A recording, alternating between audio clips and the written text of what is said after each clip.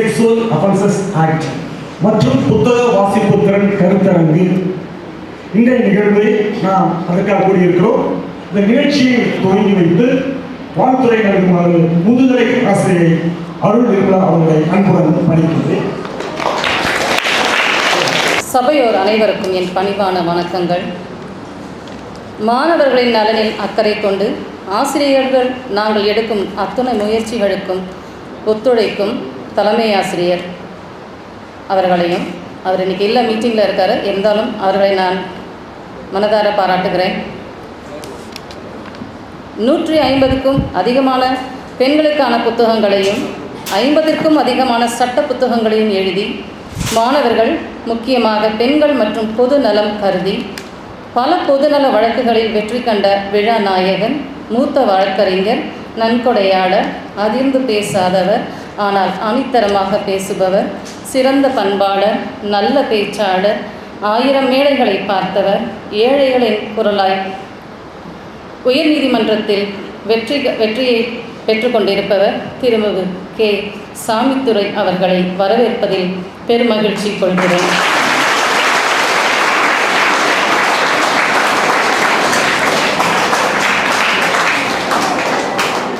இந்த நாள் நம் பள்ளி வரலாற்றில் முக்கியமான ஒரு நாள். நம் பள்ளிக்கு திரு கே. சாமித்துரை அவர்களின் தந்தை திரு ஏ. குத்தாலம் அவர்களின் அறக்கட்டளை மூலமாக நம் பள்ளிக்கு தொடர்ந்து வருகை புரிந்து பல ஆக்கப்பூர்வமான நன்மைகள் செய்ய இருக்கிறார் என்பதனையும் இந்நேரத்தில் தெரிவித்துக் கொள்கிறேன். சுய கட்டுப்பாடு காத்திடவும் சுய ஒழுக்கம் பேணவும் இச்சட்டம் உனக்கு ஒரு கேடகம், ஒரு பட்டயம்.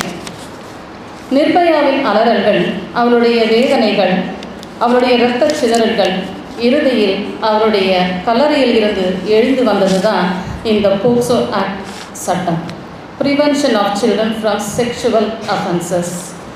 இந்த விழிப்புணர்வு இருந்திருந்தால் ஆர்ஜேகர் மருத்துவமனையில் ஒரு முதுகலை மருத்துவ மாணவி கற்பழித்து கொலை செய்யப்பட்டிருக்க மாட்டார். அண்ணா யூனிவர்சிட்டியில் ஒரு மாணவி கற்பழிக்கப்பட்டிருக்க மாட்டார். இப்படி சொல்லிக்கொண்டே போகலாம். இது ஒவ்வொரு ஆண்களுக்கும் பெண்களுக்கும் தெரிந்திருக்க வேண்டிய ஒரு கட்டாயமான ஒரு சட்டமாக இது இருக்கிறது. சட்டமாக பேசுகிற அப்படின்னு எத்தனையோ பேர் நம்மளை கேட்டிருப்பாங்க. ஆமாம், நாங்கள் சட்டத்தோடு தான் பேசுவோன்னு நம்ம இனிமேல் சொல்லணும்.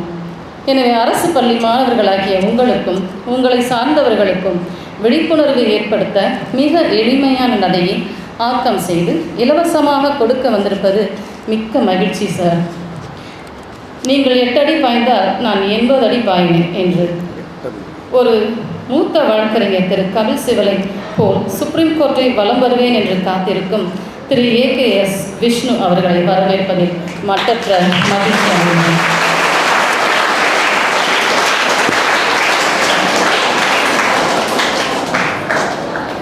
தரமான ஒரு நல்ல புக் ஷெல்ஃப் மற்றும் கிடைத்தற்கரிய பல நல்ல நூல்களை தமிழில் என்சைக்ளோபீடியா அப்படிங்கிறது மிக அரிதான ஒரு புஸ்தக செட்டு, அதை நமக்காக வாங்கி கொடுத்துருக்குறாங்க. இந்த மாதிரி நமக்கு நிறைய புக்ஸ் இருக்குது. நீ போய் பார்த்தீங்கன்னா உனக்கு தெரியும். எல்லா புக்ஸுமே ரொம்ப வித்தியாசமாக வாங்க சிரிச்சுட்டு போகலாம் அப்படின்லாம் ஒரு புக்கு, அதை மட்டும் நான் பார்த்தேன். உண்மையிலே ரொம்ப அருமையாக இருக்குது. இந்த மாதிரி நிறைய புக்ஸை நமக்கு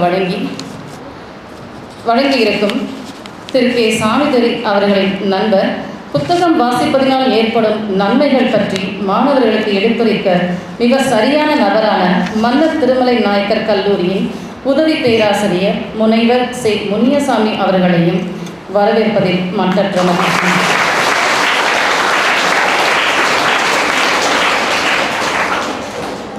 இயற்கை எழில் கொஞ்சம் கொண்டையம்பட்டி மாணவ மணிகளை அழகாய் ஃபோட்டோ மற்றும் வீடியோ எடுக்க வந்திருக்கும் திரு ஜான் அவர்களையும் நான் வரவேற்கிறேன்.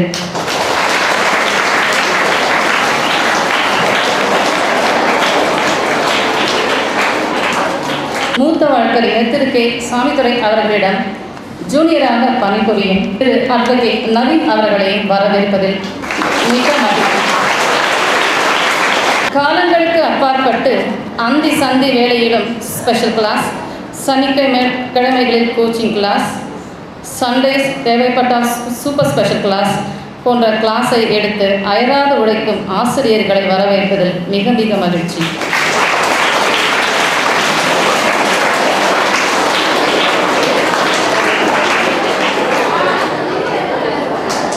பேக்போனாக இருக்கும் நான் டீச்சிங் ஸ்டாஃப்ஸ்க்கும் வரவேற்கிறேன். அவர்களை வரவேற்பதில் எனது மகிழ்ச்சியை தெரிவித்துக் கொள்கிறேன்.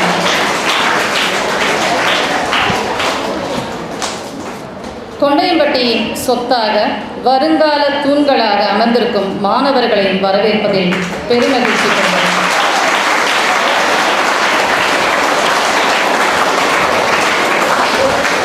ஒரு புஸ்தகம் இவ்வாறு கூறுகிறது: தலை குனிந்து என்னை பார், தலை நிமிர்ந்து நடக்க வைக்கிறேன்.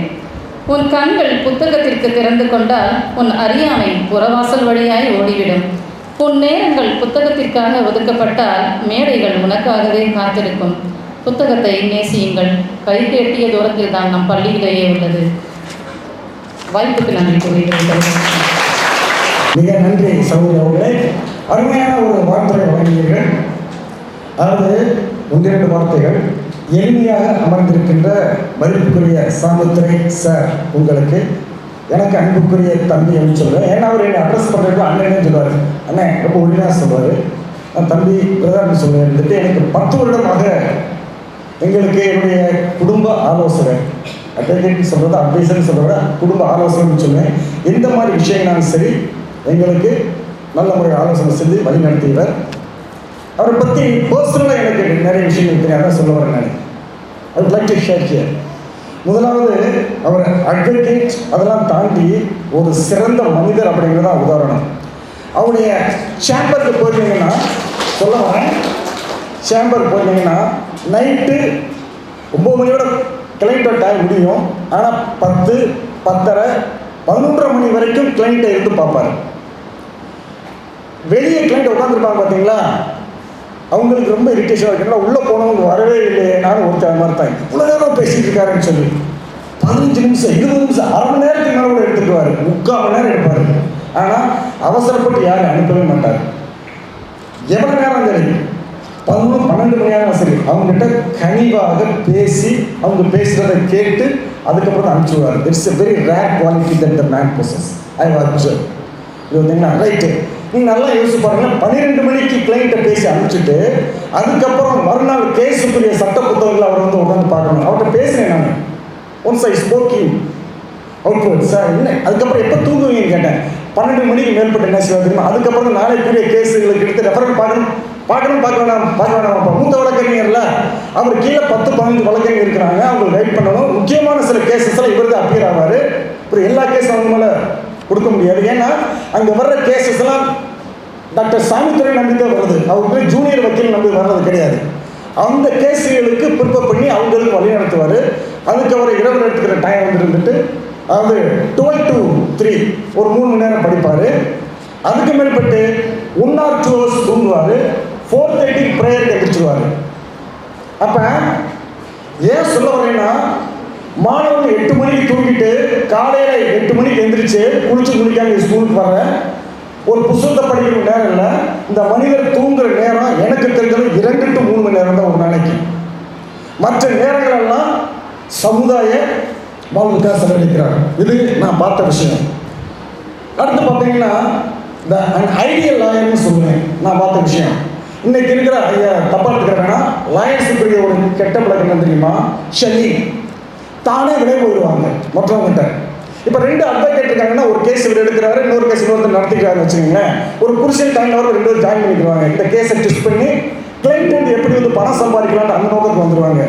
ஆனால் எந்த ஒரு வக்கீலான சேர்ந்து ஒரு மனுஷன் விலை வாங்க முடியாது. அவர் தான் கிளைண்ட் பக்கத்தில் கரெக்டாக நிற்பார். ஆப்போசிட் கிளைண்ட்டும் சரி, ஆப்போசிட் வக்கீலும் சரி அவர்கிட்ட பேரம் பேசி அவர்கிட்ட நீதியை விளைவாங்க முடியாத ஒரு நீதிமான். இது நான் பார்த்த விஷயம். இது வந்து நான் மோசுதிக்காக சொல்ல கிடையாது.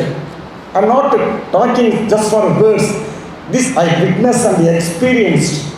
Here, seen and experience. பார்த்தது, கேட்டது, நான் கண்ணால் கண்டதை சொல்ல வருவேன். அந்த மாதிரியான ஒரு நேர்மையான ஒரு அட்வொகேட்னு சொல்ல வந்துட்டு அடுத்து பார்த்தீங்கன்னா இதை தாண்டி அவர் ஒரு சிறந்த மோட்டிவேஷன் ஸ்பீக்கர். நான் அங்கே இருக்கிறப்பே பார்த்தீங்கன்னா அவர் ஃபோன் வந்துகிட்டே இருக்கும். என்னோட முன்னாலே வந்து அது ஃபாட்டிமா காலேஜு, அப்புறம் யாதவா காலேஜு, அந்த இதுக்கெல்லாம் அப்பாயின்மெண்ட் வந்திருக்காரு, போய் பேசுவாங்க. கல்லூரி மாணவர்களுக்கு மோட்டிவேஷன் ஸ்பீச் கொடுப்பாரு. So you must understand one thing, judge போஸ்டெல்லாம் அவருக்கு வந்து அநேகமுறை சீனியாரிட்டியில் வந்து போயிடுச்சு, அவர் வேணாட்டாரு. He quit the post. ஏன் தெரியுமா? என்னுடைய ப்ரொஃபஷனுக்கு தொழிலுக்கு இது வந்து ஒத்து வராது. Judge he has to confine within the chamber. ஒரே ஒரு அறையில் இருந்துட்டு அவர் வேலையை பார்க்க வேண்டியிருக்கும், அதனால தீர்ப்புகள் எழுத வேண்டியிருக்கும். பட் எனக்கு அது ஒத்து வராது.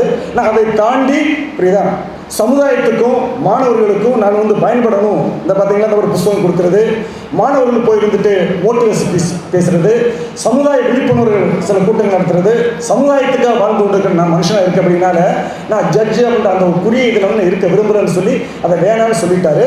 ஆனாலும் இந்த அட்வொகேட் பிரசிடென்ட் பார் கவுன்சிலர் தலைமை அவர் தான். அது அவருக்கு தன்னால் வந்த பதவி, கேட்டு வந்த பதவி இல்லை, அவருடைய திறமைக்கும் அவருடைய அந்த மெச்சூரிட்டிக்கும் அந்த குவாலிட்டிக்கும் கிடைக்கப்பட்ட பதவி தான் பிரசிடென்ட் பார் கவுன்சில். அதை அவர் மட்டும் அலங்கரிக்கின்றார். ஸோ ஆனால் ஜட்ஜு ப்ரொபோசல் வேணாம்னு சொல்லிட்டாரு. காரணம் வந்து எனக்கு என்னுடைய தொழிலுக்கு இது வந்து ஒத்து வராது, நான் ஒரு சீனியர் அட்வொகேட்டாக இருந்து மக்களை வழிநடத்தி கொண்டு போகிறேன்னு சொல்லி இந்த மாதிரி மாணவர்களுக்காகவும் சமுதாயத்துக்காகவும் வாழ்ந்து கொண்டிருக்கிற ஒரு நல்ல ஒரு மனிதர். அந்த ஒரு நோக்கத்தில் தான் இன்றைக்கி நம்ம அழைத்திருக்கிறோம். அவர் வந்திருக்கிறாரு. ஸோ அவரை நமது பள்ளியின் சார்பாக நான் கனப்படுத்துவதில் மிகவும் மகிழ்ச்சி அடைகின்றேன். ஸோ நம்ம பள்ளியின் சார்பாக அவருக்கு பொன்னாடை கொடுக்குமாறு அன்புக்குரிய சுந்தர் சார் அவர்களை சங்கர் சார் அவர்களை படிக்கின்றேன்.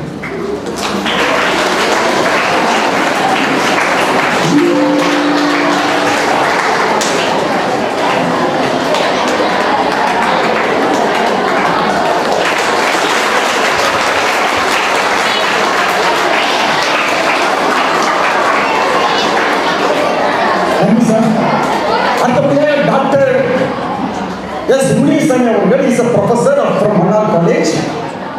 மன்னார் காலேஜிலிருந்து அவர் சிறந்த பேச்சாளர் மட்டுமின்றி புத்தக படைப்பாளர். Is a creator of the book like a Brahma is a creator of the book. புத்தகத்தை அநேக மாணவர்கள் பயன்படும்படியான புத்தகங்கள் மிக எளிய நிலையில், அதுதான் எளிய நிலையில் அவர் எனக்கு கொடுத்திருக்கிறார். ஸோ அவரை நான் பள்ளிசாலை வரவேற்பதில் மகிழ்ச்சி அடைகிறேன். கே ஜெயராம் சார் அவர்களுக்கு பொன்னாடை கொடுத்து வரவேற்பார்.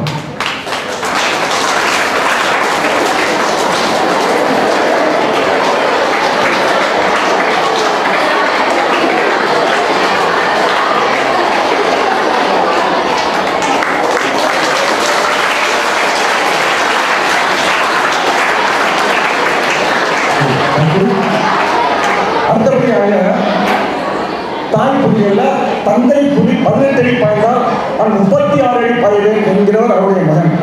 அவருடைய திரு சாமுத்திரி அவர்களால் மிகவும் ஒழுக்க நெறிமுறையிலே அவரை பார்த்து அவருடைய கால்தடங்களை பின்பற்றி வளர்ந்த அவருடைய மகன். அவரை போல திறமைக்கு குறைவானவர் அல்ல. ஸோ அவரையும் விஷ்ணு அவர்களையும் நான் வரவேற்பதில் மகிழ்ச்சி அடைகிறேன். சுந்தரபாண்டி அவர்கள்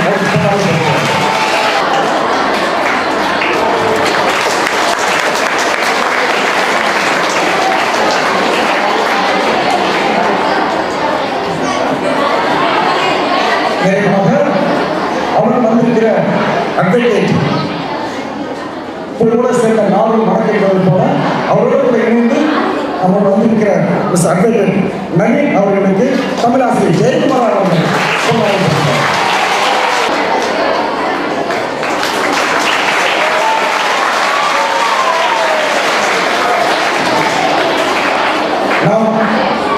மிக நன்றி மாணவர்களே. அடுத்தபடியாக சிறப்பு விருந்தினர் உரையாற்றுவார்கள், கவனமாக கவனிச்சுக்கங்க. ஸோ நம்ம மதிப்புக்குரிய சாமுத்திரி அவர்கள் உரையாற்றிய பிறகு உங்கள் கொஸ்டின் செஷன் இருக்கும். நான் சொல்ல போகிறோம், உங்கள் மனசில் கேள்வி கேட்டு கான்ஃபிடென்ட்டாக மைக்கு கொடுத்துருவோம், கேளுங்க, அவர் உங்களுக்கு பதில் சொல்லுவார். இப்பொழுது இம்பார்ட்டன்ஸ் ஆஃப் புக் ரீடிங் பற்றி பேசும்படியாக ப்ரொஃபஸர் டாக்டர் எஸ் முனியசாமி அவர்களை அழைக்கின்றேன். நூலைப்படி, சங்கத்தமிழ் நூலைப்படி, முறைப்படி நூலைப்படி, காலையில் படி, கடும்பகல் படி, மாலை இரவு பொருள் படி, கற்பவை கற்கும்படி வள்ளுவர் சொன்னபடி, கற்கத்தான் வேண்டும் அப்படி, கல்லாதவர் வாழ்வது எப்படி, நூலைப்படி, அறம்பொருளைப்படி, அப்படியே இன்பம்படி, இருந்தமிழ் நான்மறைப்படி, பிறந்ததென்று சொல்லும்படி நூலைப்படி, அகப்பொருள் படி, அதன்படி, புறப்பொருள் படி, நல்லபடி, புக புக படிப்படியாய் புலமை வரும் என்று சொன்னபடி நூலைப்படி நூலைப்படி என்னும் பாரதிதாசனுடைய கவிதைகளை முன்வைத்து ஒரு அருமையான ஒரு பள்ளியிலே, அரசு பள்ளியிலே அருமையான கூடுகைகளை உங்களை சந்திப்பதில் மிக மகிழ்ச்சி அடைகிறேன். நானும் ஒரு அரசு பள்ளி மாணவன் என்பதில் பெருமிதம் கொள்கிறேன்.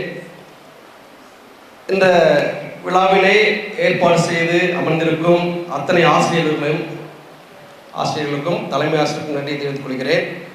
இன்றைய சூழலில் நான் நல்லா இருக்கணும், என் பிள்ளை நல்லா இருக்கணும் என்று நினைக்காம எல்லா பிள்ளைகளும் நல்லா இருக்கணும் தாம் பிள்ளையாக நினைத்து பல உதவிகள் செய்தவர் தான் நம்ம ஐயா, வழக்கறிஞர் ஐயா.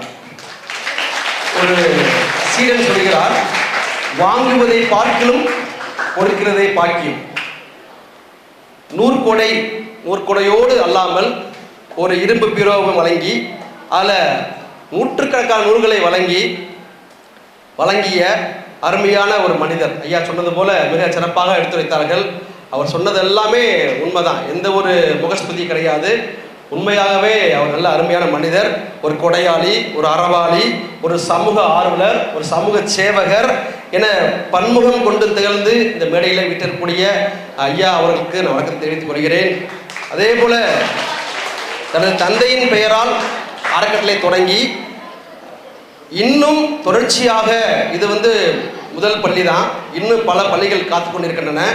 எல்லா மதுரையில் இருக்கிற முக்கியமான பள்ளிகளுக்கு, குறிப்பிட்ட பள்ளிகளுக்கு இதுபோல நூல்களை வாங்க வேண்டும் என்ற ஒரு முனைப்போடு செயலாற்றி கொண்டிருக்கிறார். ஐயா அவர்களுக்கு நான் நன்றியை தெரிவித்துக் கொள்கிறேன். அதே போல மனம் உடல் ரெண்டுமே முக்கியமான ஒன்று. ஒரு மனிதன் வாழ வேண்டும் என்றால் மனம் உடல் ரெண்டும் முக்கியமானது. இந்த இரண்டுமே சீராக வைத்திருது யாருன்னா நம்ம அன்பு தம்பி நம்ம ஐயாவுடைய புதல்வர் தான். காலையில் நீதிமன்றத்தில் மனப்பயிற்சி, மாலையில் உடற்பயிற்சி ரெண்டுமே கட்டுக்கோப்பாக வைத்திருக்கிறார். அவர்களை வரவேற்கிறேன். அதே போல உடன் பணியாற்றக்கூடிய உதவியாக இருக்கின்ற நவீன் காட்சி ஊடகம் பிரிவு அன்பு நண்பர் ஜான் அவர்களுக்கு நன்றி. இப்போ நான் என்ன பேச போறேன்னா, புத்தகங்கள் ஏன் வாசிக்க வேண்டும், புத்தகங்கள் வாசிப்பதால் என்ன நன்மை, புத்தகங்கள் வாசித்தவுடைய வாழ்க்கை எப்படி மாறுச்சு அப்படின்னு சொல்லிட்டு ஒரு 5 நிமிடங்கள் நான் பேச வந்திருக்கிறேன். கட்டாயம் நீங்கள் நல்லா கவனிக்கணும். இந்த பேசி முடித்த பின்னாடி நீங்கள் என்ன பண்ணுறீங்க, நாளைக்கு நூலகம் இருக்குது, புத்தகத்தை படிக்கலாம். நீங்கள் ஒரு தண்டவாள நடுவிலே நடந்து சென்று செய்தித்தாளை போட்டு இந்த உலகத்திலே மிகச்சிறந்த ஒரு விஞ்ஞானியாய் மாறியது யாருன்னா அப்துல் கலாம். அவருடைய வாழ்க்கையை வாசிப்பு ஒன்று தான் மாற்றுச்சு.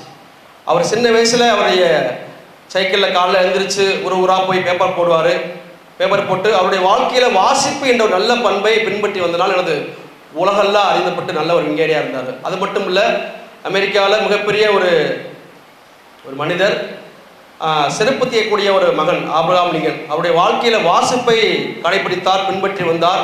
அவர் மிகப்பெரிய ஒரு அதிபராக மாறினார். அதே போல் பல பேருடைய வாழ்க்கையில் இந்த நூல்கள் பல மாற்றங்களை ஏற்படுத்தியிருக்கு. அப்போ என்ன செய்யணும், உங்கள் புத்தகங்கள் வாசிப்பாக என்ன ஆக்கும் பொழுது, இந்த புத்தகங்களை தொட்டால் காகிதம், படித்தா என்னது ஆயுதமாக மாறக்கூடியது. அப்படிப்பட்ட வலிமையானது. நீ புத்தகத்தை பார்த்தா உள்ள படிக்கும்போது உங்களுக்கு என்ன ஆயுதமாக மாறும். ஒன்று என்னாகும், அறிவு விரிவடையும். நீங்கள் புத்தகங்களை வாசிக்கும் பொழுது உங்களுடைய அறிவு அறிவு குன்றி போய் தான் இருக்கும். நம்ம புத்தகங்களை வாசிக்க வாசிக்க வாசிக்க அதுள்ள செயல்கள் உள்ளே போக போக என்ன, உங்களுடைய புதிய தகவல்கள், உலக வரலாறு, உள்ளூர் வரலாறு, அறிவியல் வரலாறு, கலை, மனிதனை புரிந்து கொள்ளுதல், இது ரொம்ப ரொம்ப முக்கியமான ஒன்று. முதல்ல மனுஷனை புரிஞ்சுக்கிறதே அது பெரிய ஒரு கலை தான். அதுக்கு என்ன பண்ணணும், புத்தகங்களை வாசிப்பு என்ன பண்ணுது, அறிவு விரிவடை. அது மாத்திரம் இல்லை, மொழி சொற்கள் ரொம்ப மேம்படும். நீங்கள் புத்தகங்கள் வாசிப்பு என்னது, இப்போ உதாரணத்துக்கு பார்க்கும் பொழுது இப்படி சொல்கிறாங்க, தமிழில் மட்டும் மொத்தம் 4 லட்சம் சொற்கள் உண்டாம். எத்தனை லட்சம்? ஆமாம். அப்போ நீங்கள் புத்தகங்கள் வாசிக்கும் பொழுது புதிய புதிய சொற்கள் என்ன தெரியும். நமக்கு தெரிஞ்சதெல்லாம் சாப்பிட்டேன், தூங்கினேன், வந்தேன், சென்றேன், டாட்டா. ஆனால் இது எவ்வளோ சொற்கள் இருக்குது. நம்ம ஒரு நாளைக்கு எத்தனை சொற்கள் பேசுவோம், அது முக்கியம் அல்லவா. அப்போ நீங்கள் புத்தகங்களை எப்பொழுது வாசிக்க முடியுதோ அப்போ தான் என்ன பண்ணுவீங்க, நீங்கள் அதிகமான சொற்களை பேச முடியும். கடந்த வாரம் இடத்துல ஒரு பாடல் பாடும் பொழுது, பாவ கசடதை அறுத்து சாபத்தை தொலைத்தார் அப்படி ஒரு பழைய ஒரு பாடல் இடத்துல பாட வாய்ப்பு கிடச்சிச்சு. பாவ கசடதை அறுத்து சாபத்தை தொலைத்தார். இந்த கசடு என்ற வார்த்தைக்கு எனக்கு ஒரு சந்தேகம் வந்துச்சு. கசடு என்றால் என்னது, குற்றம், அழுக்குன்னு வரும். நான் மேற்கொண்டு தேடும் பொழுது சொல்லுது, கசடு என்றால் அழுக்கு, குற்றம், குறைபாடு, ஐயம். அப்போ ஒரு சொல்லை நாம் படிக்கும் பொழுது, வாசிக்கும் பொழுது ஒரு புதிய ஒரு சொல்ல தெரிஞ்சுக்க முடியுது. ஆக நீங்கள் புத்தகங்கள் வாசிக்கும் பொழுது மொழிகள் சொற்கள் ரொம்ப மேம்படும். அடுத்து பார்க்கும் பொழுது நீங்கள் புத்தகத்தை வாசிக்கும் பொழுது என்னன்னா உங்களுக்கு கவனம் கிடைக்கும். கவனம் ரொம்ப ரொம்ப முக்கியம். அந்த ஒழுங்கு என்ற பழக்கம் ரொம்ப ரொம்ப உங்களுக்கு பின்பற்றி விடும். பாருங்க, ஒரு குறிப்பிட்ட விஷயத்துல மனதை ஒருமுகப்படுத்தல், பொறுமை ரொம்ப அவசியம். எப்போ பொறுமை வரும் தெரியுமா? நீங்கள் என்னைக்கு புத்தகத்தை தனியாக உட்காந்து வாசிக்கிறீங்களோ பொறுமை கண்டிப்பாக. உங்களால் பொறுமை இருக்கா? வீட்டில் பொறுமையாக இருக்கீங்களா? அப்பா எதாவது சொன்னால் என்ன செய்வீங்க? அம்மா வந்து ஒரு ஹெல்ப் கேட்குறாங்க, அம்மா நீ போமா, நான் பண்ண மாட்டேம்மா, நான் பண்ண மாட்டேன். பொறுமை, கோவப்படுறோமா? அப்போ பொறுமை வேண்டுமா? என்ன பண்ணுறீங்க? புத்தகங்களை வாசிக்க. அதே போல் கவனம் என்னது ரொம்ப ரொம்ப முக்கியம். வாழ்க்கையில் நீங்கள் சாலை கடக்கும் பொழுது, நீங்கள் தேர்வு எழுதும் பொழுது, என்ன பணி செய்தாலும் கவனம் ரொம்ப ரொம்ப முக்கியம். உங்களுக்கு பொறுமை வேண்டுமா, கவனம் வேண்டுமா, நீங்கள் செய்ய வேண்டியது என்ன தெரியுமா? புத்தகங்களை வாசிக்க வேண்டும். அடுத்து பாருங்கள், புத்தகம் வாசிக்கும் பொழுது உடைய மன அழுத்தம் என்னது ரொம்ப ரொம்ப குறையுமா? பாருங்கள், ஒரு கவிதையை படிக்கும் பொழுது நம்ம அறியாமல் மகிழ்ச்சி வந்துடுது, ஒரு சோகம் வந்துடுது, ஒரு துன்பம் துயரம் வந்துடுது. இப்போ ஒரு கவிதை வாசிக்கிறேன், அதை வாசிச்சோன்னு நீங்கள் சிரிப்பீங்க. பாருங்க, வாசிக்கவா? பட்டப்பகலிலே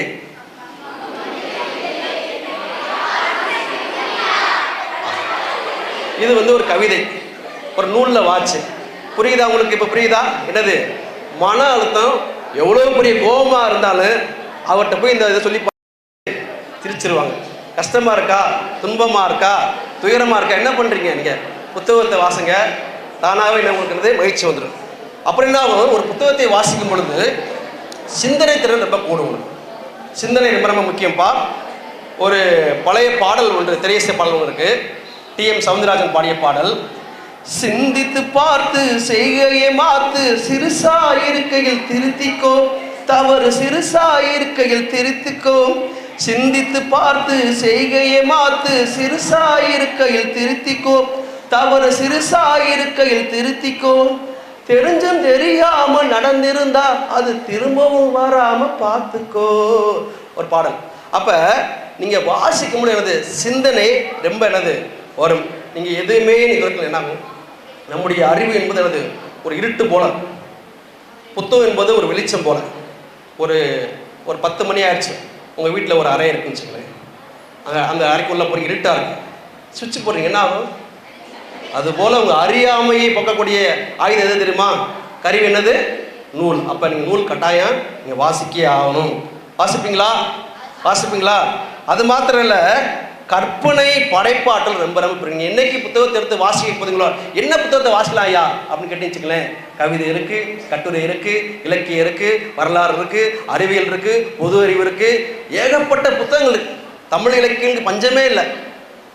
ஒரு பழைய புத்தகம் இருக்கு, தமிழில் அழிந்து போன நூல்கள் ஒரு பெரிய புத்தகம், அது வந்து 100-200 பக்கம். அதில் அழிஞ்சு போன நூல் பட்டியலே என்னது ரொம்ப 1000 புக்கு இருக்கு. அப்போ எவ்வளோ இலக்கியங்கள் இருக்கு. அப்போ உங்களுக்கு பிடிச்ச புத்தகத்தை நீங்கள் எடுத்து வாசிக்கலாம்.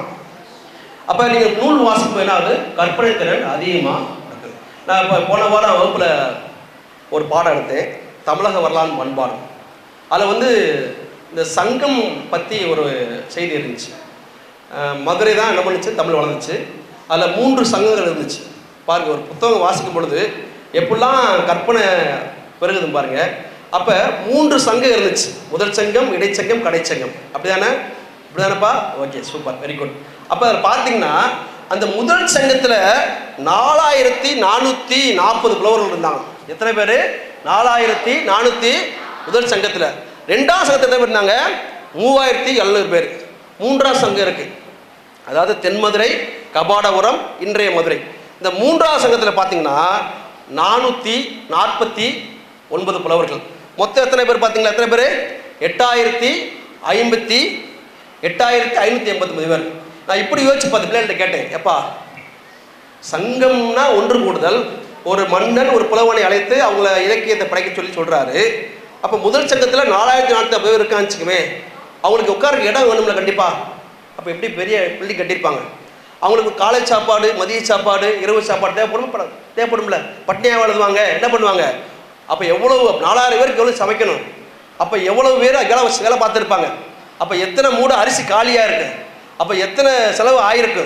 அப்போ அந்த மன்னனுடைய வரலாறு எப்படி இருக்கும்? அப்போ இப்படியே என்னது இமேஜின் போய்கிட்டே இருக்கு. அப்போ மொத்தம் 8000 பேர் இருந்திருக்காங்களா? தெரிஞ்சு 8000 பேர், தெரியாமல் எத்தனை பேர்? அப்போ என்ன பண்ணுறீங்க? புத்தகங்கள் வாசிப்பு என்ன ஆயிரும்? உங்களுக்கு என்ன ஆகும்? என்ன ஆகும்? சிந்தனை என்னது ரொம்ப கற்பனைத்தனம் அதிகமாக வரும். கடைசியாக சொல்லி முடிச்சிடறேன்.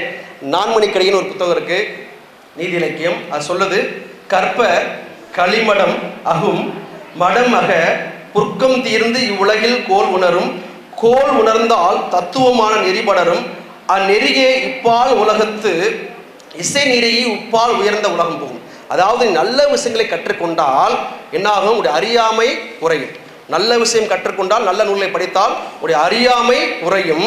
அறியாமை குறைந்தால் அற்ப குணம், இந்த ரொம்ப தேவையில்லாத குணங்கள், இந்த பொய் சொல்லுவது, திருடுவது, தேவையில்லாத பண்ணுறதுலாம் எனது போயிடும். அப்போ அறியாமை குறைந்தால் அற்பத்தனம் மறைந்து போயிடும். அற்பத்தனம் முடிஞ்ச நேரம் உலக கோட்பாடுகளை அறிய முடியும், அப்புறம் தத்துவத்தை அறிய முடியும். இப்படியே நீ போகும்போது உலகத்தில் என்னது நல்ல ஒரு மனிதனாய் வாழ முடியும். ஆக உங்கள் வாழ்க்கையில் ஒரு நாளைக்கு என்னது 2 பக்கமாகும். எத்தனை பக்கம்ப்பா? கட்டாயம் எனது வாசிக்கங்க, சரியா?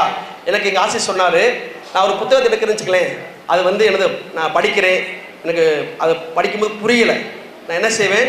மூடி வச்சுட்டு வேற புத்தகம் எடுப்போனா? இல்லை, என்ன சொல்கிறாரு?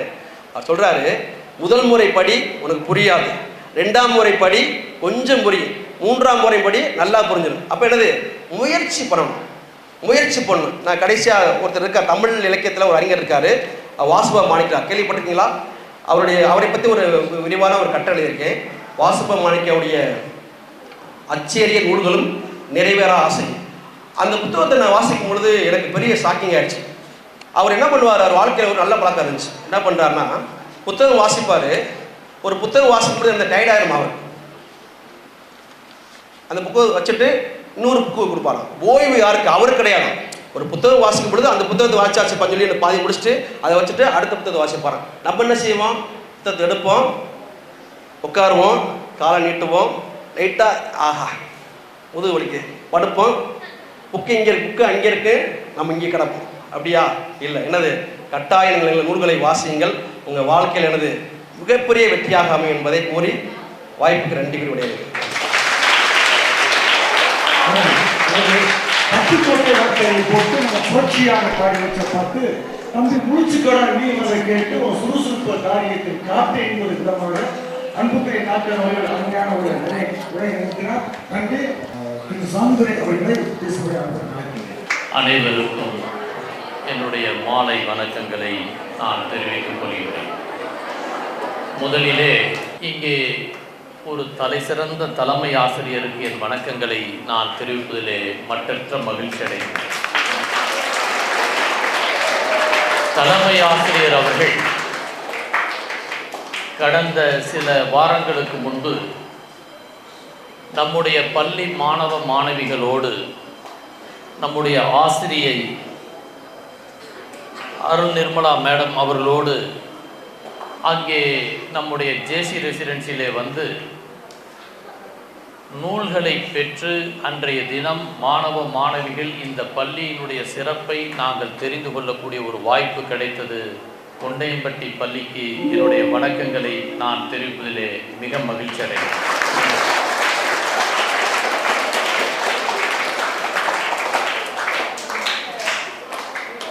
இங்கே ஒரு தலைசிறந்த மாணவிகளாக ரெட் கிராஸிலே 1925 இந்திய தேசத்தில் உருவாக்கப்பட்டு ஐ சர்வ் என்ற அந்த வார்த்தையின்படி மிக சிறந்த முறையிலே எங்களுக்கு வரவேற்பு கொடுத்த ரெட் கிராஸ் மாணவிகளுக்கும் மற்ற மாணவிகளுக்கும் என்னுடைய வாழ்த்துக்களை மாணவர்களுக்கு நான் தெரிவித்துக் கொள்கிறேன். இங்கே மிக சிறப்பாக காம்பயர் பண்ணி கொண்டிருக்கக்கூடிய ஆசிரியர் என் அருமை நண்பர் ஞானதாஸ் ரவி அவர்களுக்கு என் வணக்கங்களை நான் தெரிவிப்பதிலே மகிழ்ச்சி அடைகின்றேன். இங்கே ஒரு நல்லதொரு உரையை புத்தகம் எப்படி வாழ்க்கையை மாற்றும் என்பதை மிக சிறந்த முறையிலே இந்த சமுதாயத்திற்கு எடுத்து சொல்லி பாட்டாலும் தன்னுடைய அறிவு திறமையாலும் உங்களிடம் பேசி அமர்ந்திருக்கக்கூடிய பேராசிரியர் முனியசாமி அவர்களுக்கு என் வணக்கங்களை நான் தெரிவிப்பதிலே மகிழ்ச்சி அடைகின்றேன். வழக்கறிஞர் அன்பு தம்பி நவீனுக்கு என்னுடைய வாழ்த்துக்கள். இங்கே இந்திய அரசியலமைப்பு சட்டத்தினுடைய 11 கட்டளைகளை மிக எளிமையாக எடுத்து சொல்லி அமர்ந்திருக்கக்கூடிய வழக்கறிஞர் விஷ்ணு அவர்களுக்கு என் வணக்கங்களை நான் தெரிவித்துக் கொள்கிறேன்.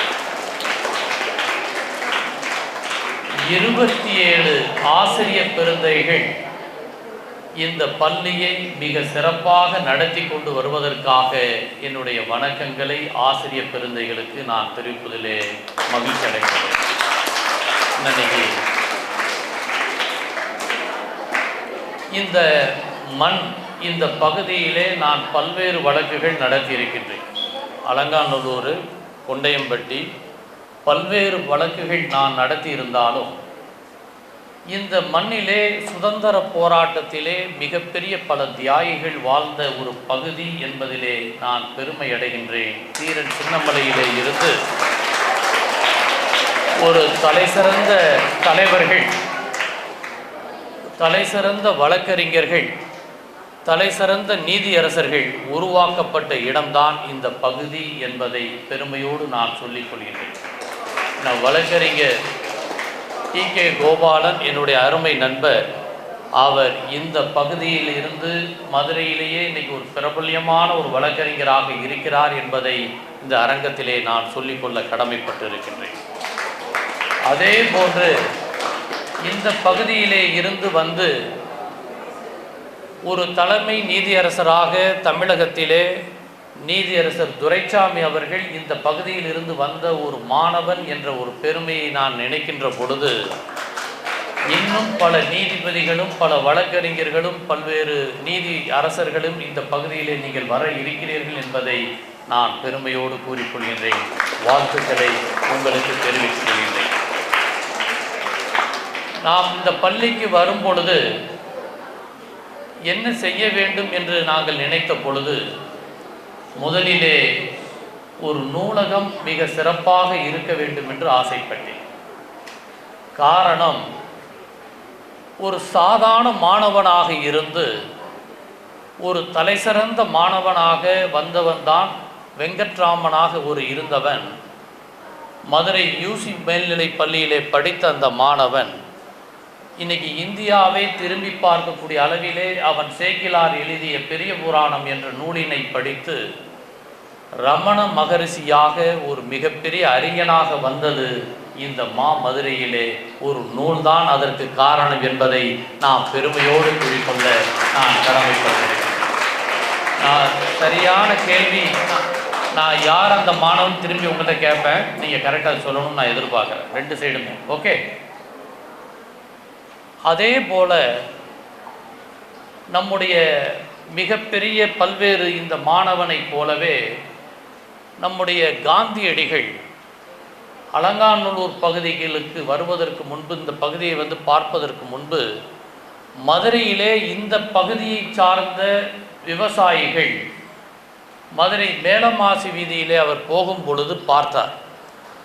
பார்த்து இவங்கெல்லாம் வந்து மேலே ட்ரெஸ்ஸே போடாமல் போயிட்டுருக்காங்க விவசாயிகள், இந்த விவசாயிகள் இந்த நாட்டிற்காக எப்படி உழைத்திருக்கிறார்கள் என்று முடிவெடுத்து அன்றைய தினத்திலே அவர் ஒரு முடிவெடுக்கிறார்.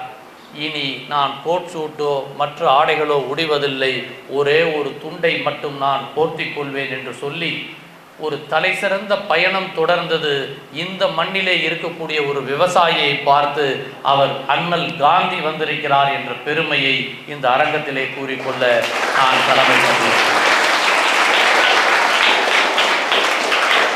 வாழ்க நீ எம்மான், இந்த வையத்து நாட்டிலெல்லாம் தாழ்வுற்று வறுமை மிஞ்சி விடுதலை தவறிகெட்டு பால்பட்டு நின்றதாமோர் பாரதம் தேசம் தன்னை வாழ்விக்க வந்த காந்தி மகாத்மா நீ வாழ்க வாழ்க என்று சொன்ன அந்த பெருமையை இந்த நேரத்திலே நினைத்து பார்க்கின்றேன். இந்த பள்ளியினுடைய சிறப்பில் 1964 ஆரம்பிக்கப்பட்ட இந்த பள்ளி இன்னைக்கு பல மாணவர்கள், உங்களை போன்ற ஒரு மாணவர் இங்கே படித்த மாணவன் உருவாக்கி, அவர் 1 வருடம் படித்த அந்த மாணவன் இந்த இடத்துக்கு வந்து பார்த்துட்டு இந்த இடத்தை அவர் கட்டி கொடுத்தார் என்று சொன்னால் நீங்களும் அதைவிட சிறப்பாக செய்வீர்கள் என்பதை நான் இந்த நேரத்திலே பெருமையோடு கூறிக்கொள்ள கடமைப்பட்டேன்.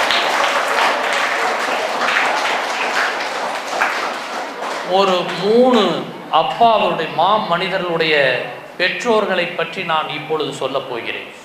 சரியா?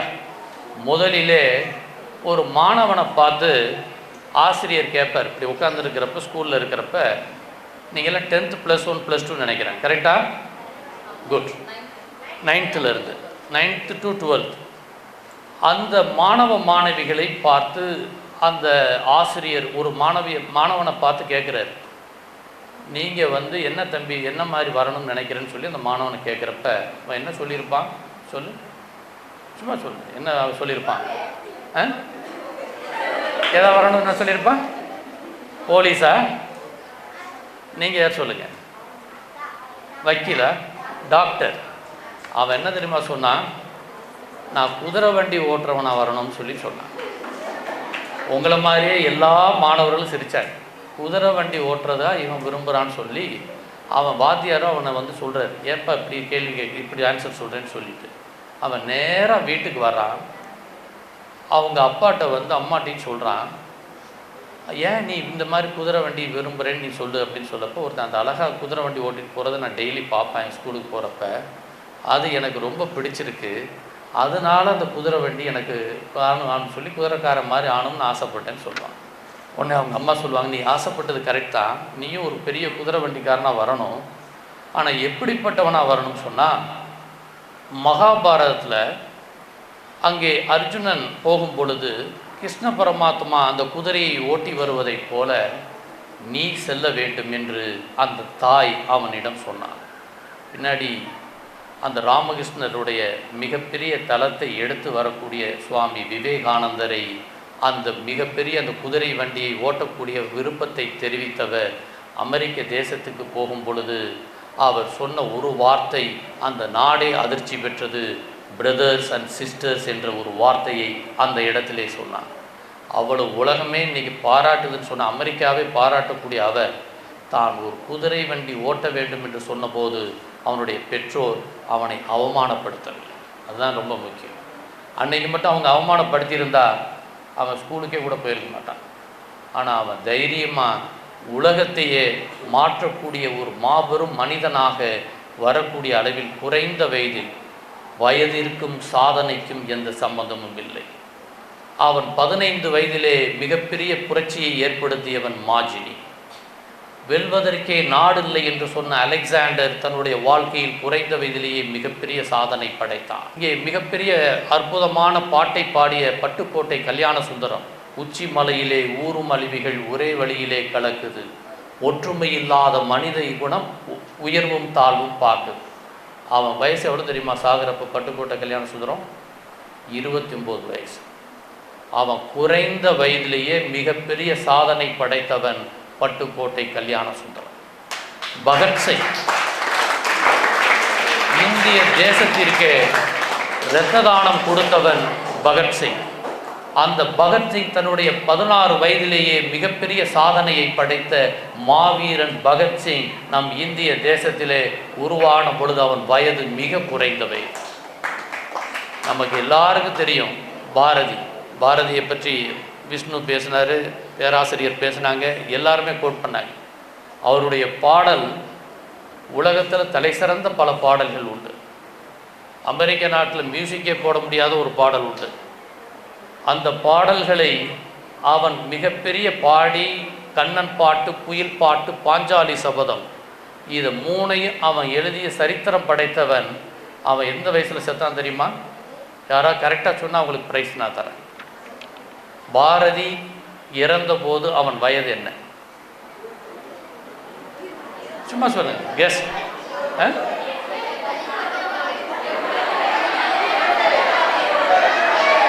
எவ்வளோ சொன்ன? 42. கொஞ்சம் பக்கத்தில் வந்துட்ட, ஆனாலும் 39 வயது. 39 வயதிலே மிகப்பெரிய சாதனையை படைத்தவன் பாரதி. சுவாமி விவேகானந்தர் எந்த வயசுல இறந்தார் தெரியுமா? சும்மா சொல்லு, கெஸ் பண்ணி சொல்லு. 40. அவரும் 39 வயசு. அவரும் 39 வயது. சுவாமி விவேகானந்தர் இறந்ததும் 39 வயது. பாரதியார் இறந்ததும் 39 வயது. இங்கே பட்டுக்கோட்டை கல்யாண சுந்தரம் சாதனை படைத்து இறந்த பொழுது வயது 29. மாஜினி புரட்சியாக சென்றது 15 வயது. இங்கே மிகப்பெரிய தலைவர்கள் உலகத்தை ஆட்டி படைத்த பகத்சிங்கிலே இருந்து அத்தனை பேரும் மாவீரனாக இருந்தது குறைந்த வயதிலே சாதனை படைத்திருக்கிறார். வயதிற்கும் சாதனைக்கும் எந்த சம்பந்தம் இல்லை. முதல்ல நான் யாரை சொன்னேன்? ஃபஸ்ட்டு சொல்லப்போ சுவாமி விவேகானந்தருடைய அம்மா தைரியமாக குதிரை வண்டி நீ எப்படி இருக்கணுங்கிறத பற்றி சொன்னாங்க. அடுத்து ஒரு அம்மா அவங்க அப்பாவுக்கு இந்த பையனோட அம்மா அவங்களுக்கு ஒரு ரொட்டி சுட்டு தர்றாங்க. அது வெறும் கருகி போயிருக்கு. இந்த அப்பா எடுத்து அதை ரொம்ப ரசித்து சாப்பிடுவார். அவங்க அம்மாவே கேட்கும், மனைவியே கேட்கும், இவ்வளவு கருகி இருக்குது எப்படி நீங்கள் சாரின்னு சொல்லி கேட்கும். இல்லை நல்லதாம்மா இருக்குது, எனக்கு பிடிச்சிருக்கு, நான் கருகுனது தான் எனக்கு பிடிக்கும்னு சொல்லி இந்த மாதிரி ஒரு பையன் போய் அவங்க அப்பாட்ட நைட் தூங்குறப்ப ஆசீர்வாதம் வாங்குறதுக்காக போயிட்டு கேட்பான், ஏப்பா உண்மையிலே அந்த இது ரொட்டி உங்களுக்கு பிடிச்சிருந்துச்சா? இல்லை நீங்கள் எதுக்காக அப்படி சொல்கிறேன்னு சொல்லப்ப, அம்மாவோ உங்கள் அம்மாடா அவள் வேலையெல்லாம் பார்த்துட்டு வீட்டு வேலையெல்லாம் பார்த்துட்டு நமக்காக கடைசி அந்த ரொட்டியை சுட்டு தர்றா. அந்த ரொட்டியை எடுத்து நான் சாப்பிடப்போ ஏதாவது முகம் வருத்தப்பட்டு அவள் வருத்தப்படுவா. அதனால தான் நான் எதையும் சொல்லாமல் நான் சாப்பிட்டேன். யாரை வேணாலும் நீ ரொட்டியில் ஒன்றும் இல்லைப்பா, ஆனால் யார் மனசையும் நீ புண்படுத்தக்கூடாது, அதுதான் உன் வாழ்க்கையில் மிக முக்கியம் அப்படின்னு சொல்லி ஒரு அறிவுரை சொல்லுவார். அது யார் தெரியுமா? அந்த மிகப்பெரிய அறிஞனாக உலகத்திலே பேப்பர் போட்டு கொண்டு வித்த நம்முடைய அப்துல் கலாம் அவர்கள், ஜனாதிபதி அவர்கள் தான் அதனுடைய. அந்த ஜனாதிபதியினுடைய அப்பாவின் பெயர் ஜைனுல் ஆபிதீன் என்ற ஒரு பெயர் தான் அவங்க அப்பா பேர். 3வது பெற்றோர். ஒரு ஸ்கூலுக்கு அந்த மாணவன் போகிறான். அவங்க டீச்சர் அந்த மாணவன்கிட்ட ஒரு லெட்டரை கொடுத்து உங்கள் அம்மாட்ட போய் கொடுன்னு சொல்கிறாங்க. இவன் நேராக அந்த லெட்டரை வாங்கிட்டு அவங்க அம்மாட்ட போய் கொடுக்குறான். அந்த லெட்டரை வாங்கி பார்த்தா, உங்கள் பையன் அறிவே இல்லை, அவன் படிப்புக்கே லாயக்கு இல்லை, அவனை இனிமேல் நீங்கள் வீட்டிலே வச்சுங்கன்னு சொல்லி அந்த லெட்டரில் இருக்குது. இந்த அம்மா தேம்பி அழுகுது. எப்படி இருக்கும் அந்த அம்மாவுக்கு?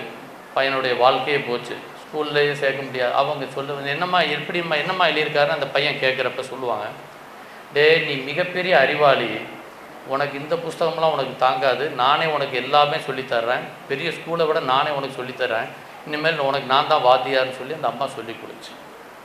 இன்னைக்கு 1000 கண்டுபிடிப்புகளை கண்டுபிடித்த தாமஸ் ஆல்வா எடிசன் தான் அந்த மாணவன் என்பதை நான் மறந்துவிட்டேன். அவனுடைய அம்மாவின் பெயர் நான்சி. அதாவது வாழ்க்கையில் இன்னைக்கு பேராசிரியர் முனியசாமி இருக்காருன்னு சொன்னால், என்னுடைய தந்தையார் வழக்கறிஞர், பிரபல்யமான ஒரு வழக்கறிஞர் குற்றாலம் அவர் இருக்கிறார் என்று சொன்னால், சாதாரண பள்ளிக்கூடத்திலே இருந்து அவர்கள் வாழ்க்கையை ஆரம்பித்து வெற்றி பெற்றவர்கள் என்பதை நாம் மறந்துவிடக்கூடாது. அதான் சாதனைக்கும் பணத்திற்கும் எந்த சம்மதம் இல்லை. கடின உழைப்பு, எண்ணம், சிந்தனை, இது 3.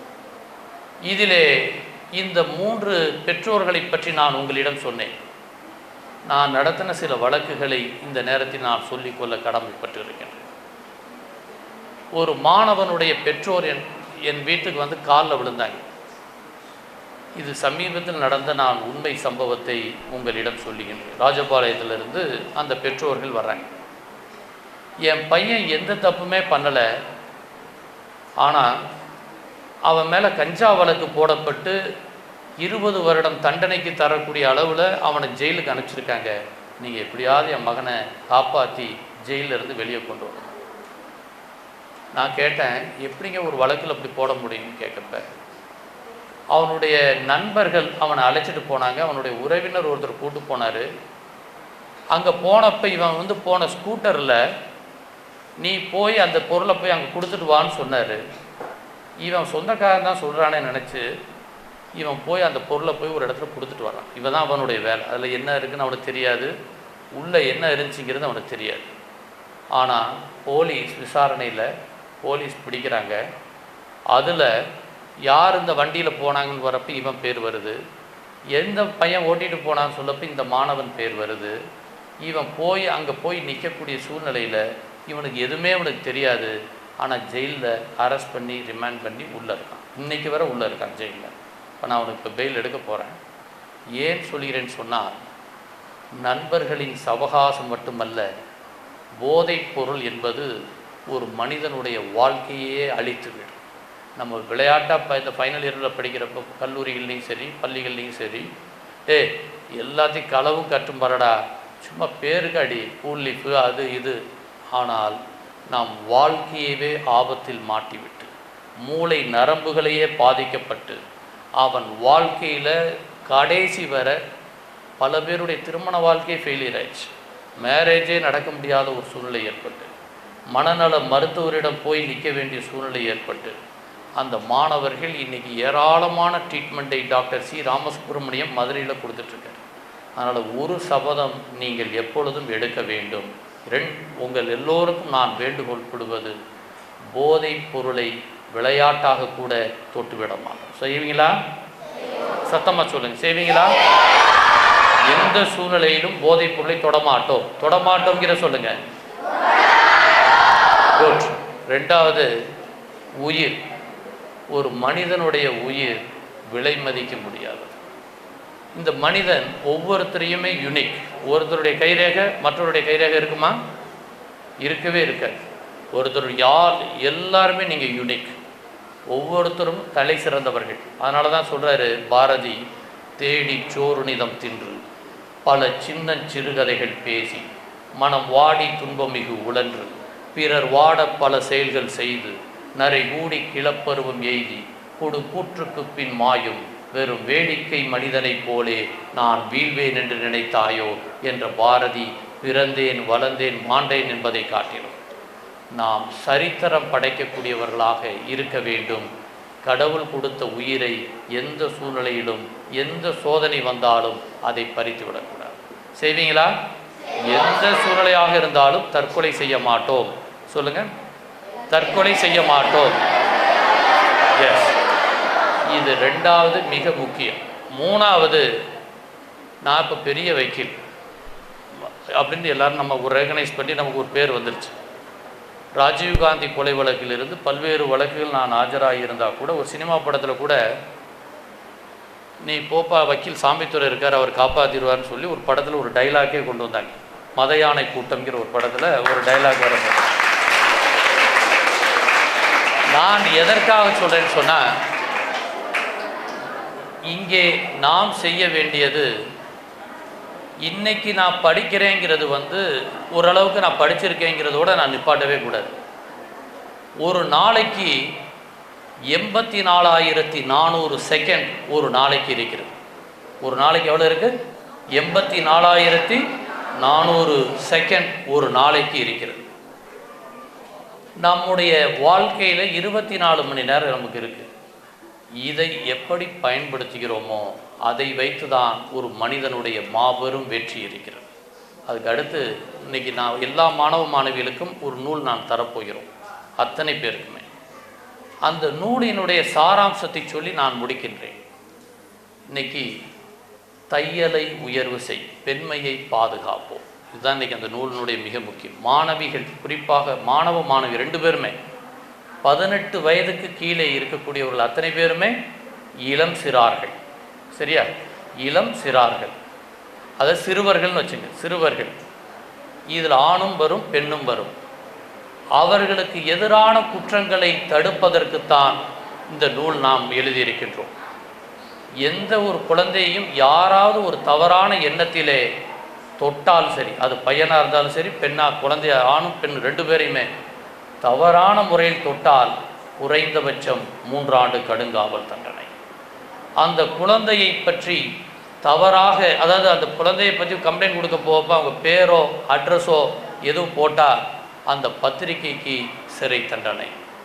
அது மட்டுமல்ல, இந்த மாதிரி யாராவது குழந்தைய தவறான முறையிலே பயன்படுத்தினால் அது யாராக இருக்கட்டும், அவர்களுக்கு தண்டனை எவ்வளோ தெரியுமா? குறைந்தபட்ச தண்டனை 20 ஆண்டு கடுங்காவல் தண்டனை. அதிகபட்ச தண்டனை எவ்வளோ தெரியுமா? தூக்கு தண்டனை. மீடியம் தண்டனை எவ்வளோ தெரியுமா? சாகும் வரை ஜெயில். ஆகவே நாம் குழந்தைகளை பாதுகாப்பது நம்முடைய கடமையாகும். இன்றைக்கி அத்தனை குழந்தைகளுமே அவங்களுடைய உரிமைகள், ரைட்ஸ் நீங்கள் தெரிந்து வைத்திருக்க வேண்டும். நான் ஒரு கவர்மெண்ட் ஸ்கூலில், பொதும்புங்கிற ஒரு ஸ்கூலில் ஒரு வழக்கு நடந்துச்சு. அந்த வழக்கிலே நடந்த அந்த ஒரு முக்கிய தவறு செய்ததற்கு எதிராக நீதிமன்றத்திலே மிகப்பெரிய தண்டனையை கொடுத்தார். அந்த வழக்கிலே நான் ஆஜராகக்கூடிய வாய்ப்பு எனக்கு கிடைத்தது. அப்பொழுதுதான் தெரிந்து கொண்டேன் எப்படி குழந்தைகளை பாதுகாக்க வேண்டும் என்பதற்காக இந்த முயற்சி எடுக்கப்பட்டது. நாம் இன்றைய தினத்திலே நீங்கள் விடாமுயற்சி எடுக்க வேண்டும். உங்கள் வாழ்க்கையிலே எப்பொழுதும் நீங்கள் ஓடிக்கொண்டே இருக்க வேண்டும். நீ உன்னால் பறக்க முடியவில்லை என்று சொன்னால் ஓடு. உன்னால் ஓட முடியவில்லை என்று சொன்னால் நடந்து செல். உன்னால் நடக்க முடியவில்லை என்று சொன்னால் தவழ்ந்து செல். எதையாவது எப்படியாவது நீ செய்து கொண்டே இரு என்பதை மார்ட்டின் லூதர் கிங் சொல்லியிருக்கிறார். அதை நான் உங்களிடம் எதிர்பார்க்கிறேன்.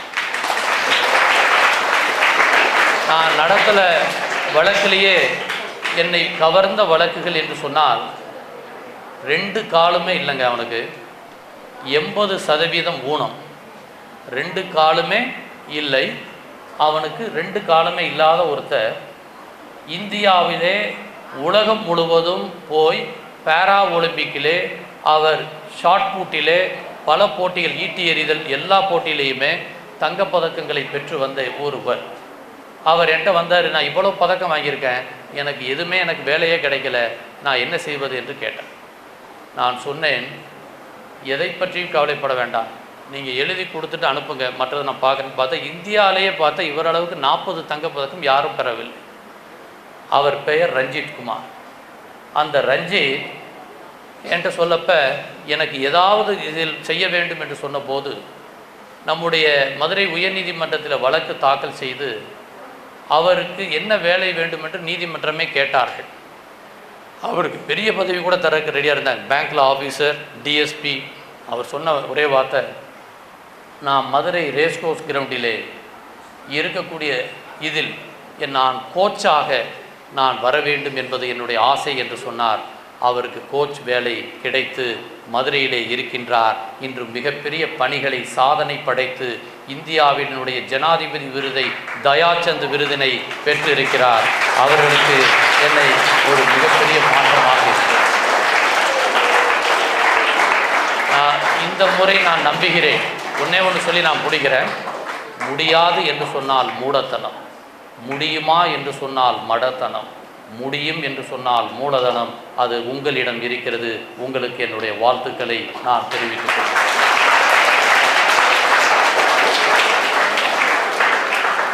முயலாமையும் இயலாமையும் தான் முன்னேற்றத்தை தடுக்கும் முட்டுக்கட்டைகள். அதை ஒடித்தெறியக்கூடிய திறமை நம் பள்ளி மாணவ மாணவிகளுக்கு இருக்கிறது. அதற்காக உங்களை வாழ்த்துகிறேன், வணங்குகிறேன்.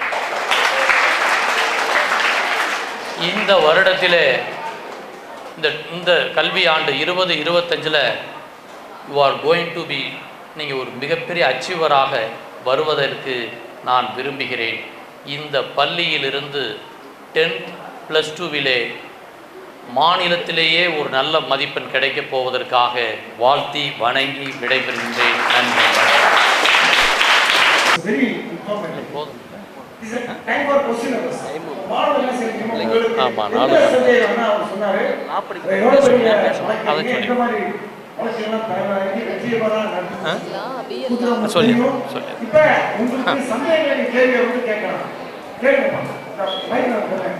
சார், இது வந்து போதை மருந்துகளை பயன்படுத்துகிறாங்க சார். அவங்க மட்டும் பயன்படுத்தாமல் மற்றவங்களுக்கு அதை சொல்லிக் கொடுக்குறது, தப்பான வண்டியை அவங்கள பயன்படுத்துகிறாங்க சார். அவங்களுக்கு எதாவது தண்டனை இருக்கா சார் சட்டத்தில்? தம்பி, உங்கள் பேர் என்ன? வெற்றிவேலன் சார். வெற்றிவேலுக்கு ஒரு கரவொலி எடுக்கும்படி கூல் லீஃப்னே வைக்கல, ஒரு பேச்சுக்கு சொல்கிறேன். அந்த கூல் லீஃபு அல்லது கஞ்சா, எந்தவித அபீன் போதைப் பொருள் எது இருந்தாலும் சரி, ஒரு கடையில் ஸ்கூலுக்கு பக்கத்தில் விற்றாலே அந்த கடையை மூட முடியும். ஃபஸ்ட் நீங்கள் அதை தெரிந்து கொள்ள வேண்டும். பக்கத்தில் யாராவது பான் பராக் போயிட்டு விற்றாலே அந்த கடையை க்ளோஸ் பண்ணுறதுக்கு சட்டத்தில் இடம் இருக்கிறது. ஃபஸ்ட்டு நான் உங்களிடம் சொல்லிக்கொள்ள கடமைப்பட்டு இருக்கின்றேன். இரண்டாவது, அங்கே இது மாதிரி விற்கக்கூடியவங்க ஆள் யாருன்னு ஐடென்டி பண்ணிட்டா அவங்க சொத்தை முடக்க முடியும். நம்பர் 2. மூன்றாவது, குண்டர் தடுப்பு சட்டத்திலே 1 வருடம் சிறைக்கு அவர்களை அனுப்ப முடியும். 3. நாலாவது, அவர்களுக்கு கடுமையான தண்டனையை செக்ஷன் 20 NTPS ஆக்டிலே அவர்களுக்கு வழங்கப்படும். ஆகவே சட்டம் மிக கடுமையாக இருக்கிறது. தயவுசெய்து நாம் திருடனாய் பார்த்து திருட்டாவிட்டால் திருட்டை ஒழிக்க முடியாது. நாம் மிக மிக முக்கியமாக இருக்க வேண்டும். அந்த மாணவனுக்கு என்னுடைய வாழ்த்துக்களை வெற்றிக்கு என்னுடைய தெரிவித்துக் கொள்கிறேன். சட்டத்தில் யார் கம்ப்ளைண்ட் பண்ண முடியும்? பாதிக்கப்பட்டவங்க தான் கம்ப்ளைண்ட் பண்ண முடியுமா? இதுக்குன்னு தனியாக போலீஸ் ஸ்டேஷன் இல்லை கோர்ட்டு தனியாக இருக்காது? குட். உங்கள் பேர் என்ன? சகானா. சகானாக்கு ஒரு கரவொலி எழுப்பும்படி. இந்த போக்சோக்கு வந்து பாதிக்கப்பட்ட குழந்தை புகார் கொடுக்கணுங்கிற தேவையில்லை. செக்ஷன் 19 போக்சோ ஆக்டில் அந்த பாதிக்கப்பட்ட பெண்ணின் சார்பில் யார் வேண்டுமானாலும் கொடுக்கலாம். பெற்றோர்கள் கொடுக்கலாம், நண்பர்கள் கொடுக்கலாம், ஆசிரியர்கள் கொடுக்கலாம், யார் வேண்டுமானாலும் கொடுக்கலாம். அந்த நீதிமன்றம் எப்படி இருக்குது தெரியுமா? கோர்ட்டுனா எப்படி இருக்கும்? வக்கீல் எல்லாம் யூனிஃபார்ம் போட்டு கருப்பு ட்ரெஸ் போட்டு தெரியுமில்லையா, கூண்டு ஒன்று இருக்கும், ஜட்ஜு மேலே உட்காந்துருப்பார். இந்த கோர்ட் அப்படி இருக்காது. எல்லாரும் நாங்கள்லாம் உள்ளே போனால் ட்ரெஸ் எல்லாம் வெறும் ஒயிட் அண்ட் ஒயிட்டில் தான் இருக்க முடியும். உள்ள பந்து இருக்கும், ப்ளே கிரவுண்டு மாதிரி குழந்தைகளுக்கு ஏற்ற மாதிரி மாற்றிடுவாங்க. ஜட்ஜு மேலே உட்கார மாட்டார். யார் பாதிக்கப்பட்டிருக்காங்களோ அவங்க பக்கத்தில் உட்காந்துருப்பார்.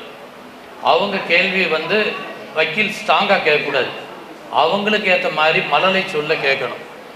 கோர்ட்டு ஜட்ஜு கூட கடுமையாக கேட்கக்கூடாது, வக்கீல் கேட்கக்கூடாது. அந்த குழந்தைகளை பாதுகாப்பதற்காக அந்த நீதிமன்றம் எக்ஸ்க்ளூசிவாக ஸ்பெஷல் கோர்ட் என்பதை வைத்திருக்கிறார்கள். அது இப்பொழுது நடைமுறையில் இருக்கிறது. விரைவான நீதி கிடைக்க வழி இருக்கிறது. வாழ்த்துக்கள். சார், எங்கள் ஊரில் வந்து போதை பொருட்கள் விற்கிற கடையில் வந்து யார்கிட்ட சார் நான் வந்து புகார் அளிக்கிறது? உன் பேர் என்னப்பா? ஆகாஷா. ஆகாஷுக்கு ஒரு வாழ்த்துக்களை நான் தெரிவித்துக் கொள்கிறேன். ஒன்றுமே நீ கவலைப்பட வேண்டாம். ஸ்கூலில் வந்து நீ சொல்லிடலாம், 100க்கு ஃபோன் பண்ணி சொல்லிடலாம். எதுவுமே இல்லைன்னு சொன்னால் உனக்கு வந்து கம்யூனிகேஷன் கொடுக்கறதுக்கு லோக்கல் போலீஸ் ஸ்டேஷன் இருக்குது, அலங்காநல்லூர். இம்மிடியட்டாக ஒரு கம்யூனிகேஷன் கொடுத்துக்கலாம். நீ ஃபோன்லேயே சொல்லலாம், நேராக போக வேண்டிய அவசியம் இல்லை. 100க்கு சொல்லிட்டா அது ஆட்டோமேட்டிக்காக ரெக்கார்ட் ஆகிரும், வயர்லெஸில் வந்துடும். உன்னுடைய பெயர் வெளியே சொல்ல மாட்டாங்க, பாதுகாப்பாக இருக்கும். நிச்சயமாக நடவடிக்கை எடுப்பாங்க. வாழ்த்துக்கள். சார், இங்கே எல்லாத்துக்கும் 18 வயசு வந்தோடனே ஒரு சில பெற்றோர் திருமணம் செய்து வைக்கிறாங்க சார். அதில் எங்களுக்கு விருப்பமே இல்லை சார். அதை போய் நாங்கள் யார்கிட்ட சொல்கிறது? அப்படி சொன்னால் எங்களுக்கும் தண்டனை கிடைக்குமா சார்? அதாவது 2 விஷயம். ஒன்று வந்து திருமணம்ங்கிறது ஆணுக்கு 21 வயசு, பெண்ணுக்கு 18 வயசு தாண்டி இருக்கணும். 18 வயசு கீழே திருமணம் நடந்தால் அந்த திருமணம் சட்டப்படி செல்லாது. ஃபர்ஸ்ட் நம்ம வருத்தப்படாத வாலிபர் சங்க படம் பார்த்தீங்களா? குட். அந்த படத்தில் வர்ற மாதிரி ஒரு சின்ன பிட்டு அங்கே போட்டு விட்டால் போதும் சோசியல் வெல்ஃபேர் டிபார்ட்மெண்ட்டுக்கும். அதே மாதிரி CWC சொல்லக்கூடிய குழந்தைகள் நல அலுவலர் அவருக்கும் கொடுத்துட்டாலே போதும். அதை உடனடியாக நிறுத்திவிட்டு தண்டனை கொடுப்பார்கள். அந்த யார் சொல்கிறாங்களோ அந்த பாதிக்கப்பட்ட அந்த சிறுமிக்கு எந்த பாதிப்பும் வராது.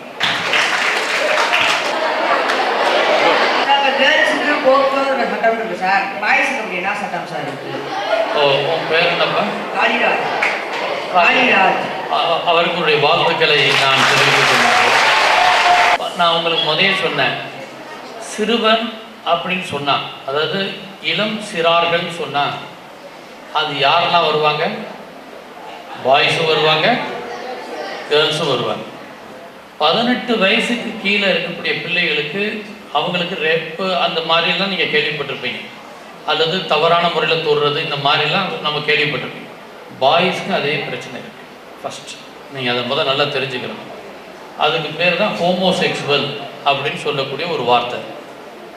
அதையும் மோசமானவர்கள் பல பேர் அந்த மாதிரி இருக்கக்கூடிய சூழ்நிலைகளில் அப்படி தவறு செய்பவர்கள் வழக்கு நான் 3 வழக்குகள் நடத்தி பார்த்துருக்கிறேன் சமீபத்தில். ஒரு முக்கியமான 2 பள்ளிகள்லேயே நான் மதுரையில் பார்த்துருக்கேன். அதில் வந்து இது மாதிரி இருக்கக்கூடிய பையனுக்கு பிரச்சனைனாலும் அதே தண்டனை, 20 ஆண்டு தண்டனை, சாகும் வரை ஜெயில் அல்லது தூக்கு தண்டனை. அது இருவருக்கும் சட்டத்தில் ஒன்றுதான். அதை எப்பொழுதும் மனதில் வைக்கணும். தேங்க்யூ. அவர் தேங்க்யூ. அவருடைய சார், பாய்ஸ் கேர்ள்ஸை கிண்டல் பண்ணா ஈவ்டீசிங்ல தூக்கி போட்டுறீங்க, கேர்ள்ஸ் எங்களை கிண்டல் பண்ணா அவங்களுக்கு என்ன பனிஷ்மெண்ட் கொடுப்பீங்கன்னு கேட்டாங்க. அதாவது சமீபத்தில் ஒரு வழக்கை நான் சொல்ல விரும்புகிறேன். ஏன்னா அவர் கேட்ட கேள்விக்காக ஆசிரியருக்கு நான் சொல்ல கடமைப்பட்டு இருக்கின்றேன். காலேஜ் படிக்கக்கூடிய ஒரு கேர்ள் +2 முடிச்சுட்டு போகிற ஃபஸ்ட் இயரில் ஒருத்தங்க லவ் பண்ணுறாங்க. அந்த சூழ்நிலையில் அவங்க வீட்டில் ஒரு மேரேஜ் ஃபிக்ஸ் பண்ணுறாங்க. அந்த திருமணம் ஃபிக்ஸ் ஆன உடனே இந்த பையன்கிட்ட போய் சொல்கிறான், இல்லை இல்லை நான் உனையும் தான் திருமணம் பண்ணுவேன்னு அந்த பையன் சொல்கிறான். உடனே அந்த பையனை வந்து இவன் என்ன செய்கிறா, கூட்டு போ, இவன் நம்ம கடைக்கு போகும்னு சொல்லி கூட்டு போய் கூல்ட்ரிங்க்ஸ் வாங்கி தரான். அதுக்கு அடுத்து 2-3 முறை கூட்டு போய் வாங்கி தரான். கடைசியாக சாப்பிடப்போ அவனுக்கு வயிற்று வலி வந்து ஆஸ்பத்திரிக்கு போயிடுறான். ஆஸ்பத்திரிக்கு போனால் தான் தெரியுது இவன் ஸ்லோ பாய்சனை உள்ளே வச்சு கொடுத்துருக்கான்னு சொல்லி. இவன் அங்கே சாப்பிட்டுட்டு செத்து போயிடறான். என்னாச்சு தெரியுமா? அந்த வழக்கு சார்ஜ் ஷீட் போட்டு எஃப்ஐஆர் போட்டு அந்த கேர்ளை அரெஸ்ட் பண்ணி சார்ஜ் ஷீட் போட்டு இன்னைக்கு அவளுக்கு தூக்கு தண்டனையை நீதிமன்றம் ஊர்ஜிதப்படுத்தியிருக்கிறது. சட்டம் வந்து யாருக்கும் பாகுபாடு காட்டாது. எப்பொழுதும் சட்டம் தன் கடமையை செய்யும். லஞ்ச் பிரேக்ல எங்க ஸ்டாஃப் ரூம்ல வந்து +2 பசங்க வந்து இந்த கேள்வி எங்கிட்ட கேட்டாங்க. நான் கேட்டேன், அப்பா மதிப்பு அடக்கிட்டு வர்றாங்க, அவங்ககிட்ட நீங்க கேட்கலாம். இல்லை சார், எங்களுக்கு அந்த அளவு கான்ஃபிடென்ட் இல்லை சார், எங்க சார் நீங்களே கேட்டேன்னு சொன்னாங்க. இப்போ அதனால கேட்டது. போஸ்கோ சட்டத்தோட நோக்கம் என்ன சார்? பாதிக்கப்பட்ட குழந்தைகளோட குடும்பத்துக்கு இழப்பீடு தர முடியுமா? உன் பேர் என்னப்பா? ஓபிகரன். அவருக்கு ஒரு கடவுளை நல்ல கேள்வி கேட்டுட்டாப்புல. இந்த போக்சோ சட்டம் வந்து இந்தியாவில் மக்கள் தொகையில் 41% குழந்தைகள் இருக்கிறார்கள். எத்தனை சதவீதம்? இந்த 41%ல் மெயினாக உலகம் முழுவதும் இந்த சட்டம் இருக்கு. இந்த சட்டம் ஒவ்வொரு நாட்டிலையும் வேற மாதிரி இருக்கு. இந்தியாவில் 2013 இந்த சட்டம் கொண்டு வரப்பட்டது. நம்முடைய மிகப்பெரிய முதல் பிரதமர் பேர் என்ன? முதல் பிரதமர் பெயர் ஜவஹர்லால் நேரு. ஜவஹர்லால் நேரு இருக்கார் இல்லையா, அவருடைய நாள், அந்த பிறந்த நாளிலே இந்த சட்டம் கொண்டு வரப்பட்டது. நம்ம எப்பயுமே நீங்க மறக்கக்கூடாது சட்டத்தை பற்றி. அந்த சட்டம் அன்றைய குழந்தைகள் தினம், அவர் தான் அவருடைய பிறந்த நாள் வந்து குழந்தைகள் தினத்தை கொண்டாடக்கூடிய ஒரு நாள், சரியா? அந்த பிறந்த நாள் இந்த சட்டத்துல குழந்தைகளுடைய ஆபாச படத்தை யாராவது வச்சிருந்தா அவனுக்கு தண்டனை. குழந்தைகளுடைய ஆபாச படங்கள் யார் வைத்திருந்தாலும் அவர்களுக்கு கடுமையான சிறை தண்டனை. குழந்தைகளை தவறாக யாராவது பயன்படுத்தினால் அவர்களுக்கு தண்டனை. அந்த குழந்தைகளுக்கு விரோதமாக அவர்களை அதாவது விபச்சாரத்துக்கு அழைத்து சென்றால் அவர்களுக்கு தண்டனை. அதற்காக உருவாக்கப்பட்டது மட்டுமல்ல, நீதிமன்றத்தில் அந்த குழந்தைகளுக்கு உடைவான நீதி கிடைக்கவும் ஃப்ரெண்ட்லி கோர்ட், நட்பான நீதிமன்றத்தை உருவாக்குவதுதான் போக்சோ சட்டத்தினுடைய கடமை. அதைத்தான் உங்களுக்கு இன்னைக்கு நான் புக்கை கொடுக்குறேன். நீங்கள் அதை படிக்க வேண்டும் என்று நான் ஆசைப்படுகிறேன். நஷ்ட ஈடு, ஒரு குழந்தையை வந்து யாராவது தவறான முறையில், அது பையனாக இருந்தாலும் சரி, பெண்ணாக இருந்தாலும், குழந்தை ஆணும் பெண்ணாக இருந்தாலும் சரி, அது பாய்ஸ் கேர்ள்ஸ் ஸ்டூடெண்ட்டாக இருந்தாலும் சரி, அவங்களுக்கு எந்த போக்சோ சட்டத்தில் மிக அதிகமாக இருந்துச்சுன்னா குறைந்தபட்சம் 10 லட்சம் ரூபாய் நஷ்ட ஈடை சட்டம் கொடுக்கிறார்கள் என்பதை நான் தெரிவித்துக் கொள்கின்றேன். எஃப்ஐஆர் போடும் பொழுது அந்த வழக்கு விசாரணையிலே விடுதலை ஆனாலும் சரி, தண்டனை ஆனாலும் சரி. ஆனால் ஒரு விஷயம் ஞாபகத்தில் வச்சுக்கிறணும், பொய் வழக்கு போட்டால் அவர்களுக்கு கடுமையான தண்டனை இந்த சட்டத்திலே இருக்கிறது என்பதையும் நாம் மறந்துவிடக்கூடாது. பிரிவு 22 அதை நாம் எப்பொழுதும் தெரிந்து கொள்ள வேண்டும் என்பதை நான் சொல்லிக்கிறேன். பேர் என்ன? கருணைக்கு வாழ்த்துக்கள். ஃபர்ஸ்ட் ஆஃப் ஆல் அதாவது சும்மா பேருக்கு ஒரு தப்பான எண்ணத்தில் ஒரு வீட்டில் குழந்தைய விட்டுட்டு போகிறாங்க பெற்றோர்கள். அங்கே வீட்டுக்கு பெற்றோர்கள் விட்டுட்டு போகிறப்ப அந்த வீட்டில் இருக்கக்கூடிய ஒரு வயசான தாத்தாவோ இல்லை வேறு யாரோ ஒருத்தர் மடியில் உட்காந்து எதை சினிமிசம் பண்ணுறாருன்னு சொன்னால் லேசாக தொட்டாலே 3 ஆண்டு கடுங்காவல் தண்டனை, குறைந்தபட்சம் 3 ஆண்டு கடுங்காவல் தண்டனை. தவறான முறையில் ஏதாவது நடந்துக்கிட்டாருன்னு சொன்னால் நான் உங்களுக்கு சொன்னேன் 20 வருஷம் சிறைச்சாலைக்கு அவர் போக வேண்டியது. பெயில் கிடையாது, அவருக்கு முன்ஜாமீன் கிடையாது, கேங் ரேப் பண்ணால் முன்ஜாமீன் கிடையாது, குண்டர் தடுப்பு சட்டத்தில் சிறைக்கு போக வேண்டிய சூழ்நிலை வரும். அதை தடுப்பதற்கு நீங்கள் அத்தனை பேரும் முயற்சி எடுக்க வேண்டும். வாழ்த்துக்களை நான் தெரிவித்துக் கொள்கின்றேன். சட்டம் படிக்கிறதுக்கு யாரெல்லாம் விருப்பம் இருக்கு கை தூக்கு. லாயராக வரணும்னு நினைக்கிறவங்க மட்டும் கை தூக்கு. சும்மா good, very good, very good, very good. இந்தியாவில் முதல் ஜனாதிபதி, முதல் பிரைம் மினிஸ்டர், முதல் சட்ட அமைச்சர் அம்பேத்கர், முதல்ல இருக்கக்கூடிய 15 அமைச்சர்கள் வழக்கறிஞர்கள் என்ற பெருமையை இந்த அரங்கத்திலே நான் சொல்லிக்கொள்ள கடமைப்பட்டிருக்கிறேன். முதல் பாராளுமன்றத்தில் 3இல் 1 பங்கு வழக்கறிஞர்கள் இருக்கின்றார்கள். இன்னைக்கு 80% பெண்கள் நீதிபதிகளாக இருக்கிறார்கள். இன்னைக்கு ஹைகோர்ட் ஜட்ஜுக்கு எவ்வளோ சம்பளம் தெரியுமா? கிட்டத்தட்ட 3 லட்சம் ரூபாய் அவர்களுக்கு சம்பளம் மட்டும் கிடைக்கிறது. சரியா? உங்களுடைய தலைமை ஆசிரியரிடம் ஒரு வேண்டுகோள் விடுத்திருக்கிறேன். நீங்கள்லாம் ஹைகோர்ட்டு பார்க்க விரும்புகிறவங்களை செலக்ட் பண்ணி ஹைகோர்ட்டுக்கு வருவதற்கு நான் அனுமதி வாங்கி தருகிறேன் என்று சொல்லியிருக்கின்றேன். நீங்கள் வர வேண்டும் என்று. சூழ்ச்சியால் சுவரமைத்து சுயநலத்தால் கோட்டை கட்டி சுடர்விட்ட நீதிதனை தூக்கி எறிந்துவிட்டு சாட்சிகள் வேண்டாம் சகலமும் என்று சொல்லும் அதிகாரத்தை மாற்றக்கூடிய வல்லமை ஒன்று உலகத்தில் இருக்கிறது என்று சொன்னால் அது நீதித்துறை. அதை நீங்கள் வரவேற்பதற்காக நான் வாழ்த்துக்களை தெரிவித்துக் கொள்கின்றேன். மாணவ மாணவிகளுக்கு என்னுடைய வாழ்த்துக்களை நான் தெரிவித்துக் கொள்கிறேன். சார், இப்போ நிறைய குடும்பத்தில் வந்து அப்பா வந்து சண்டை போடுறாங்க சார், வந்து குடிச்சிட்டு வந்து. அதனால குழந்தைகள் எல்லாம் ரொம்ப மன கஷ்டத்தில் இருக்காங்க சார். இதை வந்து அவங்க யார்கிட்ட சார் போய் புகார் கொடுப்பாங்க?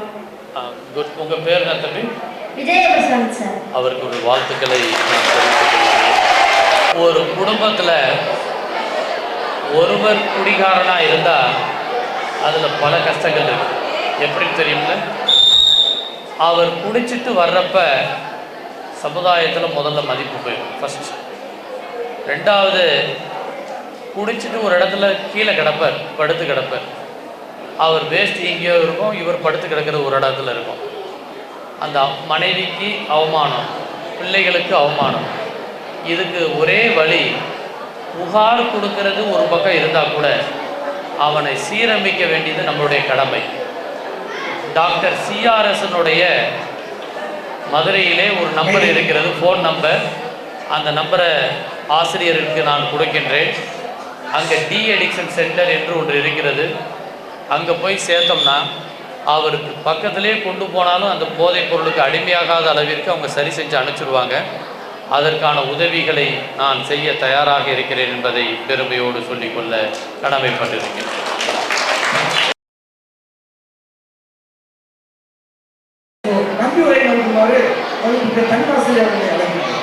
இனிய மாலை வணக்கம். முக்கியமாக வந்து நன்றின்றது சின்ன வார்த்தை தான், ஆனால் அதை நம்ம சொல்லாமல் விட்டுறக்கூடாது. எல்லாருமே நன்றியோடு இருக்கணும். கும்பிட போன தெய்வம் குறுக்க வந்துச்சு அப்படின்னு நம்ம கேள்விப்பட்டிருக்கோம்.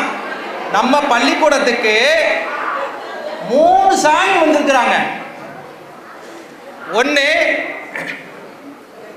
சாமித்துறை ஐயா அவர்கள், 2 முனியசாமி ஐயா அவர்கள், திருமால் என்ற விஷ்ணு ஐயா அவர்கள். இந்த 3 சாமிகளும் நம்மளுக்கு விட்டால் போதும் வீட்டுக்கு சிட்டாய் பறக்கின்ற என் மாணவ கண்மணிகளை கட்டி போட்டுவிட்டு ஆக சிறந்த கருத்துக்களை சொன்ன இந்த மூவருக்கும் தலைவணங்கி மாபெரும் நன்றியை சொல்லி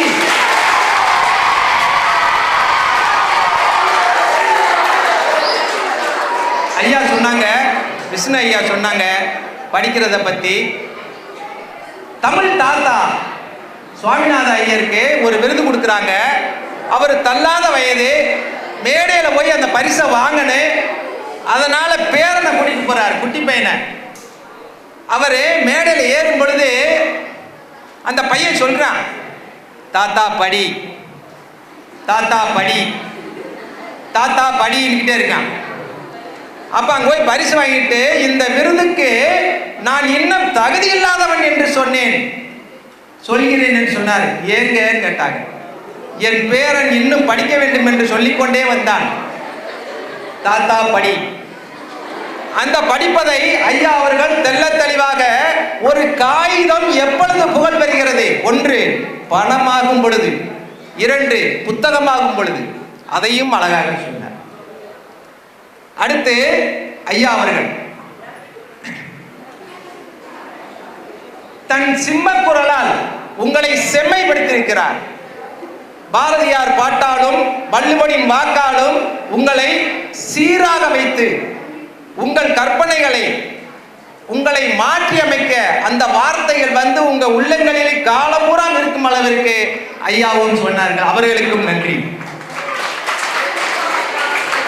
அதற்கு அடுத்ததாக தலை சிறந்த ஐயா மதிப்புமிகு சாமித்துரை ஐயா அவர்கள், சுருக்கமாக சொல்ல போனால், துன்பத்தை வெல்லும் கல்வி கற்றிட வேண்டும், சோம்பலை கொள்ளும் திறன் பெற்றிட வேண்டும், வம்பு செய்யும் குணம் இருந்தால் விட்டிட வேண்டும், அறிவு வளர்ச்சியிலே வான்முகட்டை தொட்டிட வேண்டும், கல்வி மிகுந்திடில் கழிந்திடும் மடமை, கற்பதுவே நம்முதற் கடமை என்று சில சட்டப்பூர்வமான உங்களது கேள்விக்கு தெள்ள தெளிவாக ரத்தின சுருக்கமாக உங்கள் மனதில் என்றும் உங்கள் வாழ்க்கைக்கு தடம் மாறிவிடக்கூடாது என்று அமைதியாகவும் பொறுமையாகவும் அழகாகவும் நமக்கெல்லாம் ஒரு வாழ்க்கைக்கு வழிகாட்டியாக அளித்த ஐயா அவர்களுக்கும் தலை சிறந்த தலைதார்ந்த நன்றி.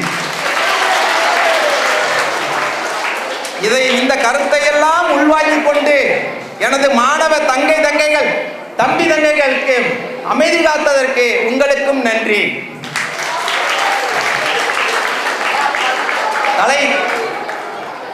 தலை குனிந்து படித்தால் தலை நிமிர்ந்து வாழலாம் என்று கூறிய நமது ஆசிரியை அம்மா அவர்களுக்கும், வரவேற்று பேசிய அம்மா அவர்களுக்கும் நன்றி. நமது ஆசிரியர் பெருமக்களுக்கும் நன்றி.